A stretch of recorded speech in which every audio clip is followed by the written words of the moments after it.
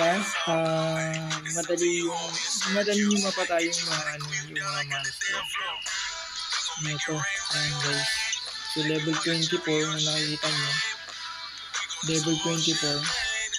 So kagandahan din kapag mataas yung level mo guys, yan. Mas mabilis mo mapapatay yung mga monster.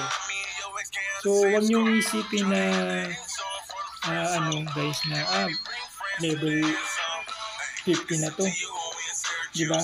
Kasi malaking bagay yung taas ng level dito. Kasi ganoon, level 24. So kung level 25 pa lang ako, tapos yung kalaban ko level 25, ay level 24. Mahirapan ako patayin yung mga monster na yun. Diba? Kung isipin mo. Kaya maganda dito sa game na to yung mataas yung level mo. Ganyan. Kaya huwag kayong maghihinayang kung mataas yung level nyo. Gaya nga nasabi ng iba, hindi basihan yung taas ng CP dito. Hindi siya gaya ng Mirror.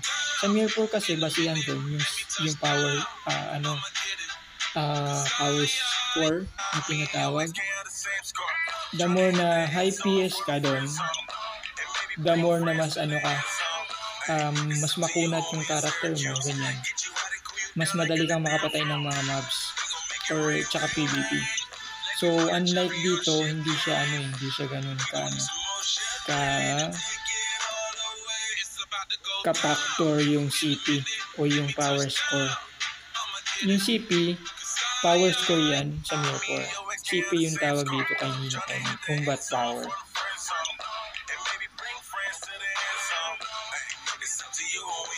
Ayan, so next siya skip lang natin to para hindi na tayo storyline. Matagal kasi to guys, so baka ma-bore kayo. Sobrang tagal ng mga storyline dito.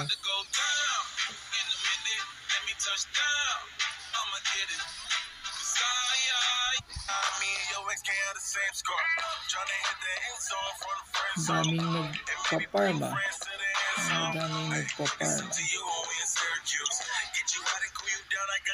Yan, sinatapos na niya.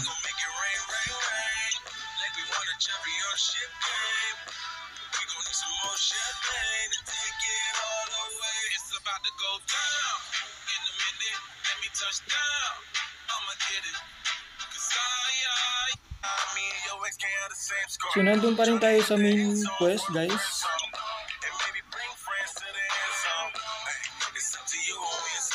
Sinusundan na natin. Ayan, so quest complete.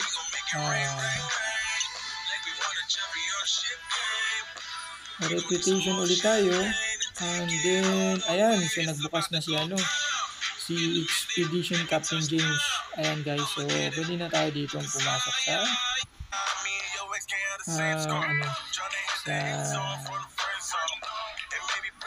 Forgotten Ancient City para ma-unlock natin yung Chaos Field.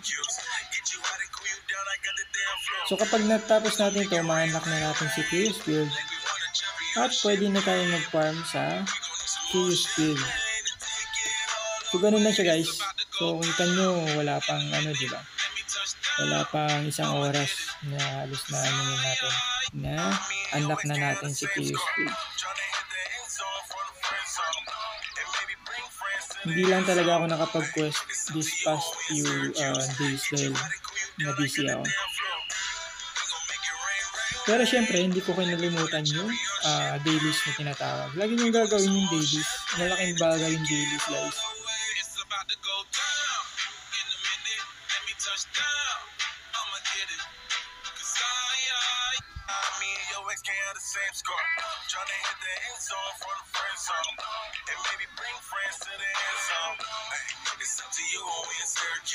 Yung mararamdaman nyo rin yan yung comfortable na kayo. Ganyan yung kanina, di ba? Nagano ako ng mga monsters.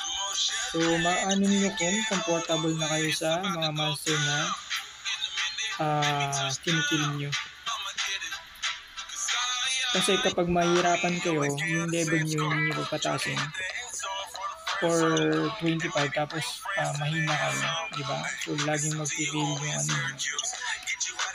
sayang din yung ano nyo, sayang din yung time na ini-spend nyo sa pagpatay ng mga monster. Diba? Kumbaga, waste of time. Ganyan.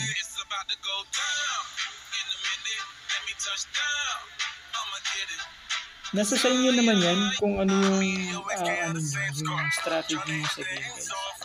So ito kasi more yun nga, strategy, ganyan, lalo na sa familiar arena, diba? Yun talaga, para siyang Axie Infinity. Kailangan nyo ng strategy, kailangan nyo magbuo ng mga play, ganyan, para hindi kayo matalo. Kung nakikita nyo doon, di ba, yung mga mga random yung kalaban nyo. Minsan mga high PS, di ba? High level, high CP, ganyan. So hindi basta-basta hindi basta-basta mga kalaban. So paano kayo mananalo sa mga ganun, di ba? So yun yung isipin nyo, guys. Kailangan nyo strategize, guys. Kung paano hindi ko na-click.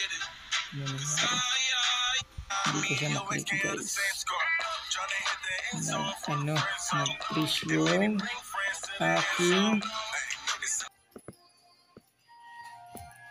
Nag-freeze yung aking ayun.